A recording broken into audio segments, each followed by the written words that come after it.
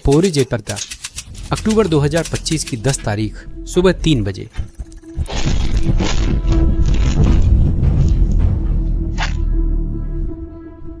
यह युद्ध शुरू होने के बाद रूस का सबसे बड़ा समन्वित हमला है। पूरे यूक्रेन में फैले लक्ष्यों पर 465 ड्रोन और 32 मिसाइलों का इस्तेमाल किया गया।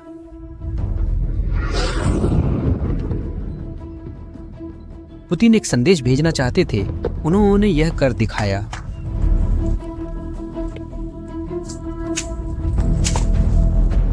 लेकिन यूक्रेन ने एक जवाब तैयार किया, जो एक ऐसी जगह से आया जिसे वह असंभव मानते थे।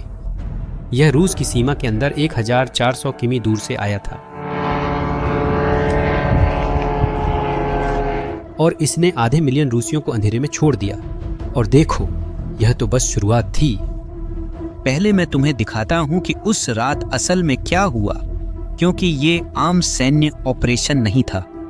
यह तीसरा साल था जब रूस ने यूक्रेन की नागरिक बुनियादी ढांचे पर हमला किया। सर्दी आने से पहले इसके लिए एक नाम भी है, सर्दी को हथियार बनाना। दूसरे शब्दों में इसका मतलब है सर्दी को एक हथियार में बदल देना। रणनीति सीधी और क्रूर है। उनका विचार कुछ ऐसा है, अगर आप युद्ध के मैदान में नहीं जीत सकते तो आम जनता का मनोबल तोड़ने की कोशिश करो। बिजली पानी नहीं काट दो, हीटिंग बंद कर दो और सरकार पर जनता की परेशानी खत्म करने के लिए आत्मसमर्पण का दबाव डालो। यह सब कहने के बाद अब आप समझ पाएंगे कि ज़पोरिज़्ह़या में वह रात किसी बहुत बड़ी चीज का हिस्सा थी। कीव में 8 लाख लोग बिना बिजली के रह गए, 2 मिलियन लोग बिना पानी के रह गए। घर और जिंदगियां, यह सब एक अच्छी तरह से आजमाई हुई रूसी रणनीति का हिस्सा है, जिसमें यूक्रेनियों को सर्दियों के महीनों से ठीक पहले गर्मी और रोशनी से वंचित किया जाता है। इस बार यह बदला भी है। खार्किव, सूमी, डिनिप्रोपेट्रोव्स्क में भी यही हाल है। व्यापक ब्लैकआउट। और यह संयोग नहीं था, रूस ने अपनी कुछ सबसे उन्नत मिसाइल प्रणालियों का इस्तेमाल किया।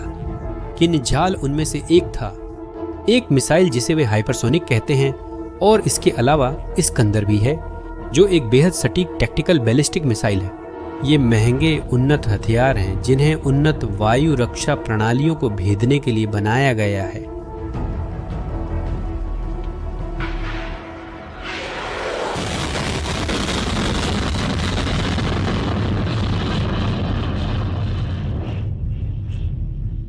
लेकिन एक महत्वपूर्ण बात है, रूसी रणनीति का एक तकनीकी नाम है मात्रा के जरिए जीत।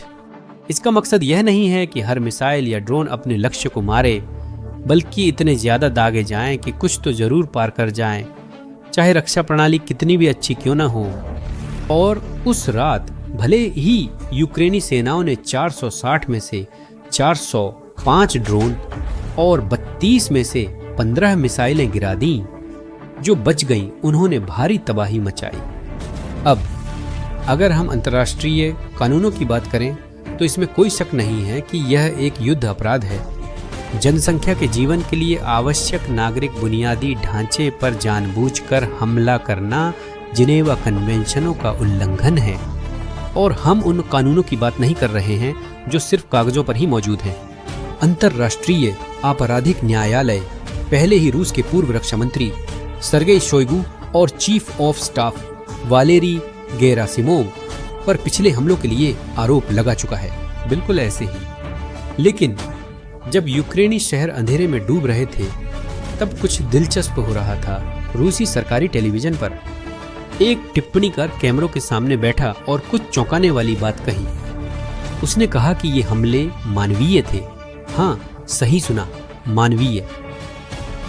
जो तर्क दिया गया वह यह था कि यूक्रेन के बुनियादी ढांचे को नष्ट करके और देश को ठंड और अंधेरे में डुबोकर रूस असल में यूक्रेनी लोगों की जान बचाने की कोशिश कर रहा था और वे इस लक्ष्य को हासिल करना चाहते थे। जेलेंस्की सरकार को हकीकत समझाने और जल्दी से शांति वार्ता करने के लिए मजबूर करके। एक सेकंड के लिए इस बारे में सोचिए। हमले जो सर्दी की शुरुआत में लाखों लोगों को बिना बिजली और पानी के छोड़ देते हैं, उन्हें मानवीय सहायता के रूप में बताया जा रहा है। ये मजाक जैसा लगता है ना? लेकिन ये वही पुराना रूसी प्रचार है। इसका मकसद एक समानांतर हकीकत बनाना है जिसमें रूस को हमलावर नहीं बल्कि एक उद्धारकर्ता के रूप में देखा जाए। और जितना भी ये हमें बेतुका लगे, ये कहानी रूस के अंदर काम करती है। यह रूसी जनता को ये आश्वस्त करती है कि उनकी सरकार सही काम कर रही है, भले ही उसके कार्य पूरी तरह से इस दावे का खंडन करते हों। लेकिन असल में क्या मायने रखता है, यहीं से कहानी दिलचस्प हो जाती है।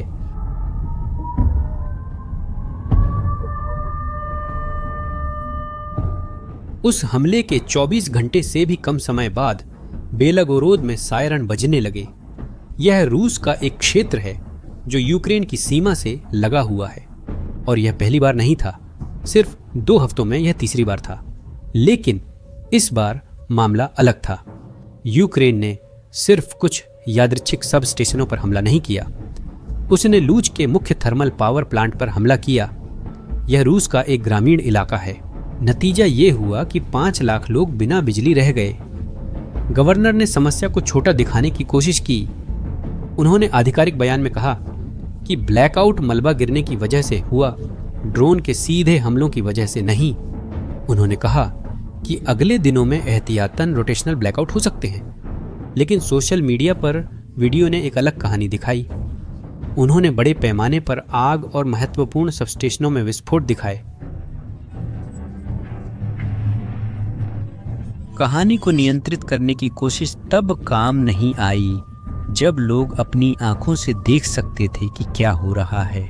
और यूक्रेन यहीं नहीं रुका।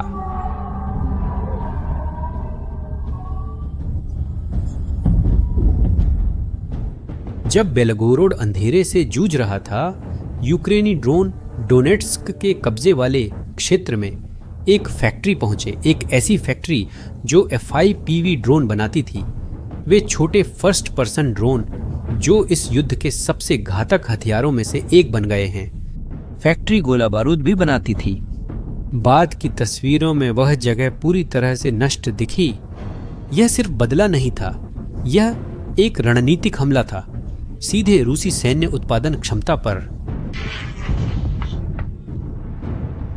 लेकिन वह हमला जिसने सच में सब कुछ बदल दिया, एक ऐसी जगह पर हुआ जिसके बारे में आपने शायद कभी नहीं सुना होगा। उफा। बशकोर्तोस्तान गणराज्य की राजधानी यूक्रेन की सीमा से लगभग 400 किलोमीटर दूर है और उस हफ्ते तक वह पूरी तरह से यूक्रेन की पहुंच से बाहर था। वहां यूक्रेन कुछ भी नहीं कर सकता था। यह सब लोग यही मानते थे। एक यूक्रेनी ड्रोन ने इतनी लंबी दूरी तय की और बाशनेफ्ट रिफाइनरी पर हमला किया। लेकिन यह कोई आम रिफाइनरी नहीं है।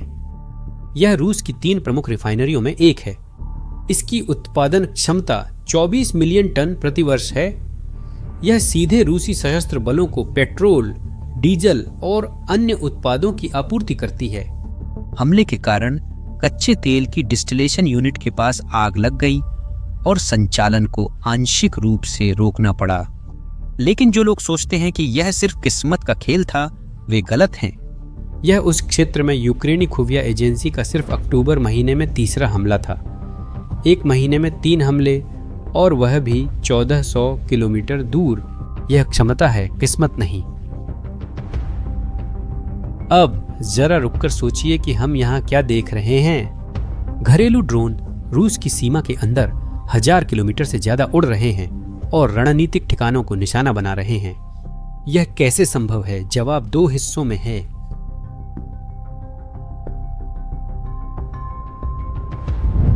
सबसे पहले आती है यूक्रेनी तकनीक।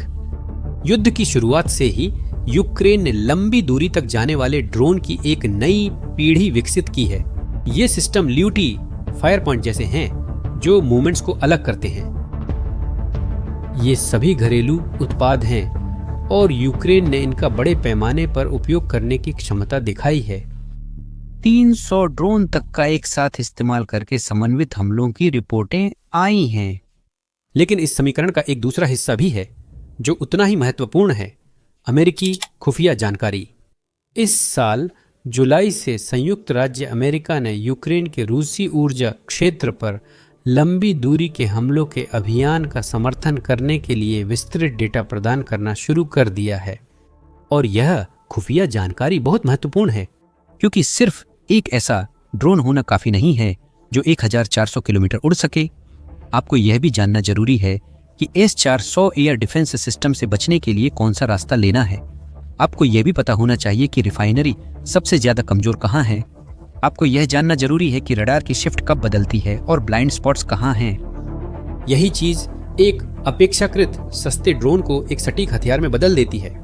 ऐसे सोचिए, एक यूक्रेनी ड्रोन बनाने की लागत लगभग 50,000 से $1,00,000 तक होती है। एक रूसी किंजाल मिसाइल की कीमत लगभग $1 करोड़ होती है। गणित यूक्रेन के पक्ष में है, और जब आप इस समीकरण में उच्च गुणवत्ता वाली खुफिया जानकारी जोड़ते हैं तो प्रभावशीलता बढ़ जाती है गुणात्मक रूप से।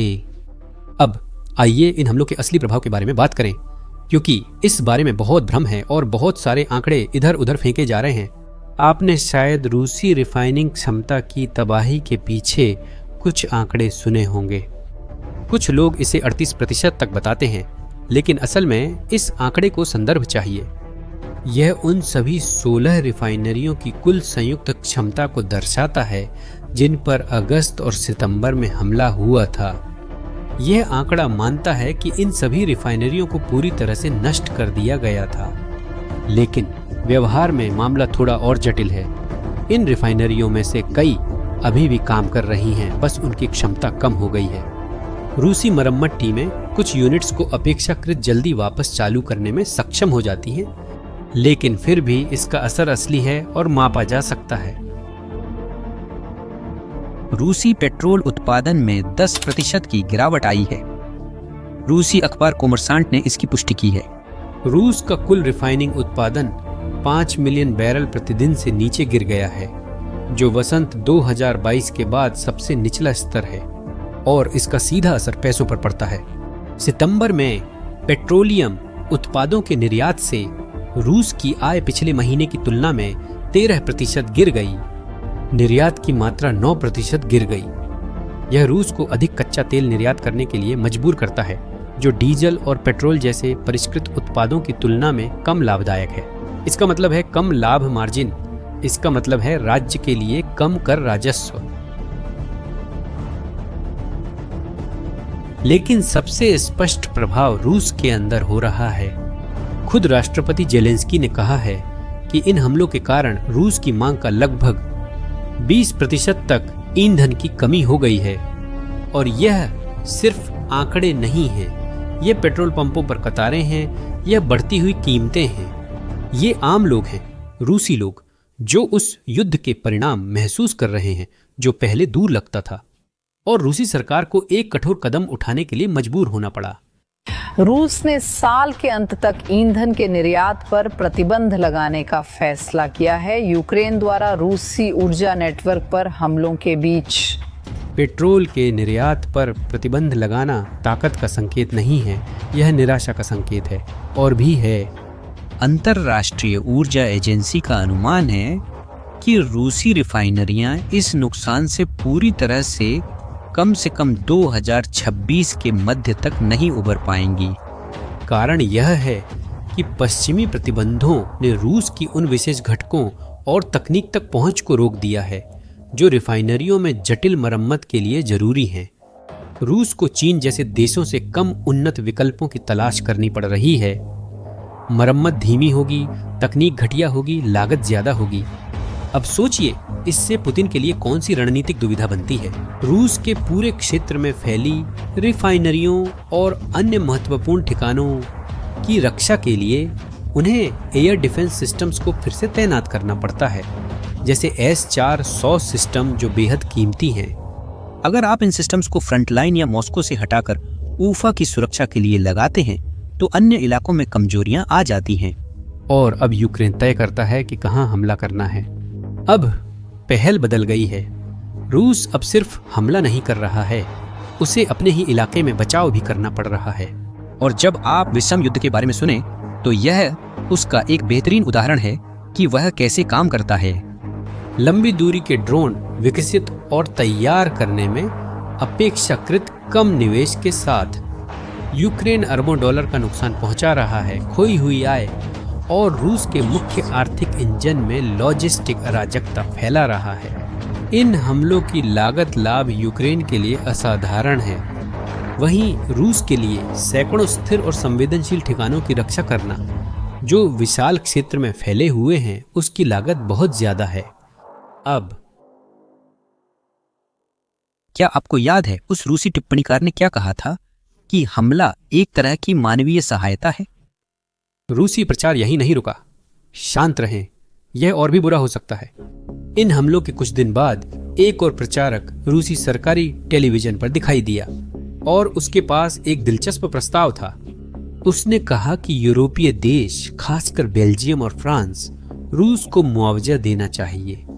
यूक्रेनी ड्रोन हमलों के कारण रूसी रिफाइनरियों को हुए नुकसान के लिए उसने जो तर्क दिया वह यह था, रूसी जमे हुए संपत्तियों में से कोई भी फंड जो यूक्रेन की मदद के लिए इस्तेमाल किया जाएगा, उसे बस भविष्य में रूस द्वारा पेश किए जाने वाले मुआवजे के खाते में जोड़ दिया जाएगा। और अंदाजा लगाओ कि भुगतान कौन करेगा? बेल्जियम, फ्रांस और नीदरलैंड्स भुगतान करेंगे। बेल्जियम, फ्रांस, दूसरे यूरोपीय देश। सोचो इसका क्या मतलब है। अंतरराष्ट्रीय कानून में मुआवजे का सिद्धांत स्पष्ट है। आक्रमणकारी पीड़ित को हुए नुकसान की भरपाई करता है। जर्मनी ने द्वितीय विश्व युद्ध के बाद मुआवजा दिया था। इराक ने कुवैत को मुआवजा दिया था। आक्रमणकारी ही पीड़ित को मुआवजा देता है। लेकिन यहाँ रूसी प्रचार इसे पूरी तरह से उल्टा कर देता है। आक्रमणकारी को पीड़ित बना देता है और पीड़ित के सहयोगियों से मांग करता है कि उन्होंने रक्षा में मदद की, इसलिए वे भुगतान करें, चाहे यह कितना भी बेतुका क्यों न लगे। रूस के भीतर इसका एक रणनीतिक उद्देश्य है। यह घरेलू आबादी को एक लंबे और महंगे संघर्ष के लिए तैयार करता है और युद्ध की बढ़ती लागतों पर संभावित आलोचनाओं का जवाब देता है।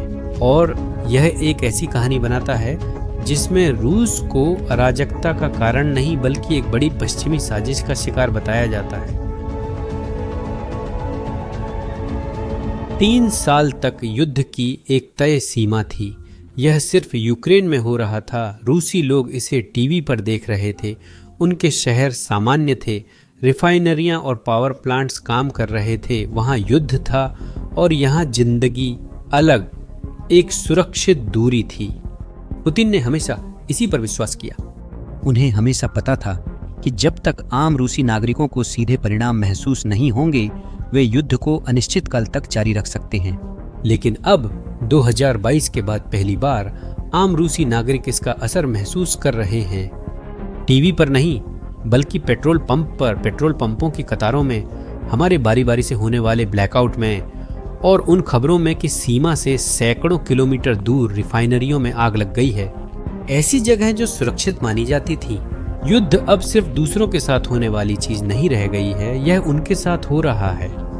पुतिन ने यूक्रेन के खिलाफ सर्दी को हथियार बनाना चाहा।